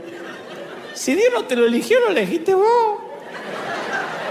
Haz lo que haga, lo que yo quiero que hagan. Siente por esa cabeza que entre. Y estás orando. Y siempre queremos que Dios moldee a los demás que nos rodean, en lugar de orar por nuestra propia vida. Siempre estamos por el otro. Israel, casi termino. Israel, el pueblo de Dios, tenían un sueño, querían ser una gran nación. ¿Qué le dijo Dios? No. derrotados, exiliados, pidieron en oración no tener que pasar por ese padecimiento. ¿Qué habría sucedido si Dios le decía sí? Si Israel se hubiese convertido en una gran potencia mundial, con una gran cantidad de dinero, con petróleo, con grandes ejércitos, si nunca hubiese estado exiliado, si se hubiese quedado con su fe para sí mismo, sin compartirla, nunca hubiese tenido profetas que soñaban con otro reino, un reino mayor, un reino espiritual para toda la humanidad. Cuando se le cerraron las puertas de la grandeza militar, la grandeza política a Israel y la grandeza geográfica, se abrió otra puerta pequeña para otro pueblo, con otro tipo de misión, y que cambió al mundo entero hasta la fecha y nos convirtió en una superpotencia que traspasa la frontera. Alguien tiene que decir amén. Y Dios conoce en persona el sufrimiento de las puertas cerradas como jamás lo conocerá ningún ser humano. Dios le ha dado a cada ser humano la llave de la puerta de su propio corazón, y Él no entra por la fuerza, dice: mira que estoy a la puerta y llamo. Yo leí la carta de un papá cuya hija de 8 años le diagnosticaron una enfermedad que pone en riesgo su vida, y él dice: todos los días oro por sanidad. Una carta que llegó a la oficina. Todos los días trato de entender. Le pido a Dios: ¿podrías hacer que me enferme yo? ¿Podría enfermarme yo en lugar de mi pequeñita? Estoy tan enojado con Dios. Me puso en la carta en imprenta: estoy tan enojado con Dios. Trato de aguantar, pero estoy enojado, Dante. ¿Por qué el cielo permanece callado ante la oración de que sane a mi nena? Y yo sé que tú también estuviste en ese lugar en la vida, o en alguno parecido, o algún día lo estarás. Y no te puedo dar una explicación, timarte y decirte que tengo las respuestas, porque nadie tiene todas las respuestas a esto. Solo puedo señalarte a una persona. Puedo decirte que en el corazón mismo del Evangelio, acá, hay una oración sin respuesta. Jesús, arrodillado en el huerto, dice: Padre, si es posible, quítame este sufrimiento. Luego agrega: no quiero que sea mi voluntad, sino la tuya, pero no quiero pasar por esta copa. Es la oración más desesperada jamás pronunciada por nadie que jamás haya vivido en este mundo, del corazón más puro que latió jamás, pudiendo ser liberado del sufrimiento más injusto que jamás se conoció. Lo único que consiguió fue silencio. La copa no fue apartada de él. El pedido fue rechazado. No. Y de ese dolor no deseado, de ese dolor inmerecido, vino la esperanza del mundo que rehizo la historia. Porque la respuesta definitiva a la angustia humana, incluida la angustia por esa oración sin respuesta, es la cruz empapada en sangre, donde el Hijo de Dios sufrió porque su Padre le dijo no. Entonces nadie tiene todas las respuestas. Pero esta semana pensaba: ¿qué pasaría si todas esas oraciones que hicimos recibieran un sí? ¿Qué hubiera pasado si Pablo hubiese recibido un sí? Se curó de la debilidad. Y en vez de, se hubiese transformado en un arrogante y hubiese transformado el movimiento de la iglesia primitiva en un monumento a su grandeza. Hoy hubiese sido el Papa Pablo, ¿no? Y si Israel se hubiese convertido en el pueblo de la grandeza militar, el pueblo de la opulencia en vez del pueblo del libro. Yo mismo he orado por ciertos temas privados y Dios me dijo: no, ¿qué parte no entendés? Porque de otro modo mi gracia no va a reposar en ti. Te volverías un petulante de otros tantos que condenan a todo el mundo, que se saben o se creen santos. Hasta a mí me ha dicho: sería bueno que digas de tanto en tanto que no sos pastor. El apóstol Pablo dijo: yo soy el más insignificante de los apóstoles. No me llamen apóstol, no soy digno de ser llamado apóstol, porque yo perseguía la iglesia de Dios. Así que yo adhiero a esas palabras y digo: yo tampoco soy digno de que me llamen pastor, aunque pueda fungir como tal. Porque de verdad, no es falsa modestia, debo ser el más insignificante, el que más cuenta sus problemas. Entonces, en un ámbito donde todo el mundo se pelea por un micrófono y por ser apóstol, Pablo se avergonzaba de ser apóstol. En mi caso no es que me avergüence. Como digo siempre, no quiero que la pastoral se avergüence de tenerme a mí entre sus filas, que diga: no me comparen con ese payaso. A mí sé cómo Dios me llama y me basta. Entonces no sé por qué algunas oraciones reciben un sí y por qué algunas reciben un no. Pero conozco la angustia del no, cuando uno quiere en sí más que ninguna otra cosa en el mundo. Es espantoso cuando te dice no. Pues no sé por qué. Lo único que sé es que en la cruz el no de Dios a su Hijo se convirtió en el sí de Dios a todos nosotros. Y la noche antes de morir estaba tratando de explicarle a sus discípulos las cosas terribles que iban a ocurrir, que ellos no tenían que darse por vencidos, que esto no era el fin. Y ahí Juan pinta la terquedad de los discípulos.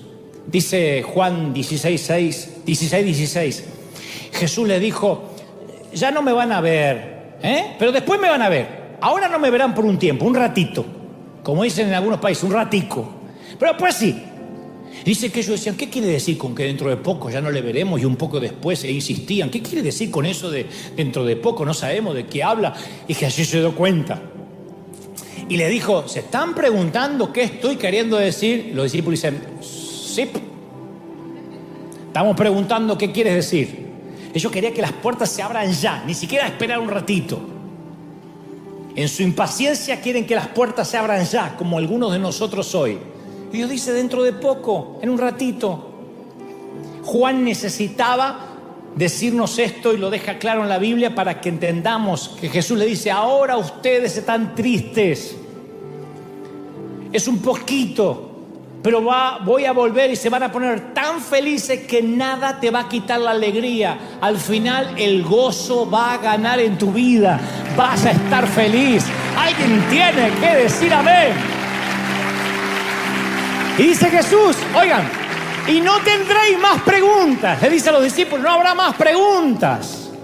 Porque los discípulos siempre, como nosotros, estaban preguntando. ¿Te diste cuenta de eso?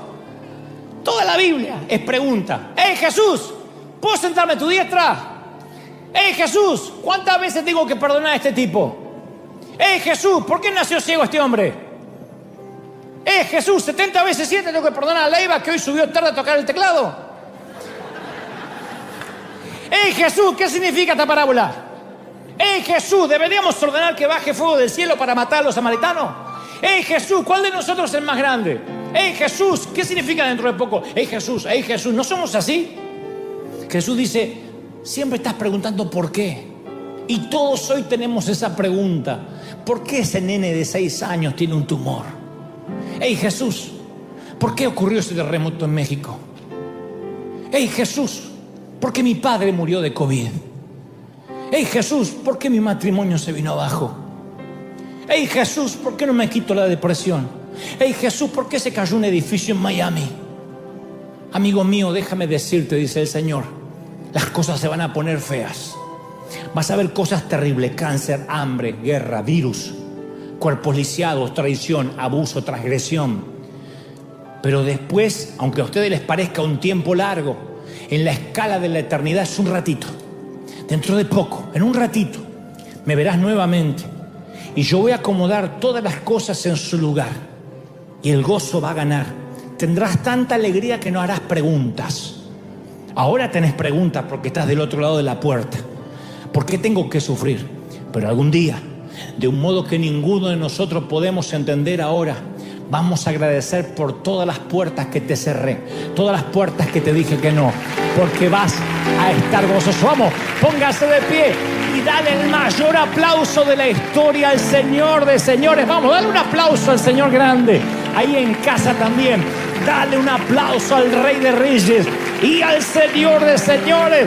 El Rey está en casa. Cuando venga ese día, dice Jesús, ya no preguntarás nada. ¿Qué día va a ser ese? Cuando el gozo sea tan grande, ¿qué vas a andar preguntando? Cuando no es necesario pedir explicaciones, no habrá más preguntas.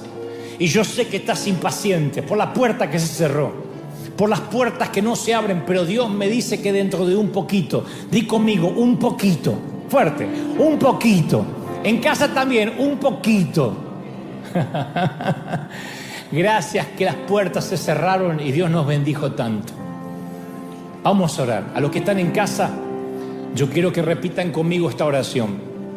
Si es la primera vez que escuchas este mensaje, si es la primera vez que entiendes lo de las puertas cerradas, yo siempre digo, no habríamos transmitido al mundo si las puertas del edificio no se hubiesen cerrado. No habríamos sido este río que nos conocen en todas partes, que hemos bendecido, si las puertas no se hubiesen cerrado. Benditas puertas cerradas. Porque Dios siempre tiene algo mucho más grande y mejor. Y a los que hoy dicen, yo no tenía la menor idea por qué tenía que escuchar este mensaje, te invito a recibir a Cristo en tu corazón. Aquí te vamos a ayudar. Repitan conmigo, digan, Señor Jesús, te recibo como mi Salvador. Entra en mi vida, transfórmame, cámbiame, limpia mis pecados, anota mi nombre en el libro de la vida. Amén y amén. Y no importa si eres católico, musulmán, si eres testigo de Jehová, conservador, liberal, tradicionalista, no sé, lo que sea, mormón, Dios me dice que te diga cómo te ama el Señor. Cómo te ama el Señor que te cierra puertas cuando te las tiene que cerrar. Te ama, princesa.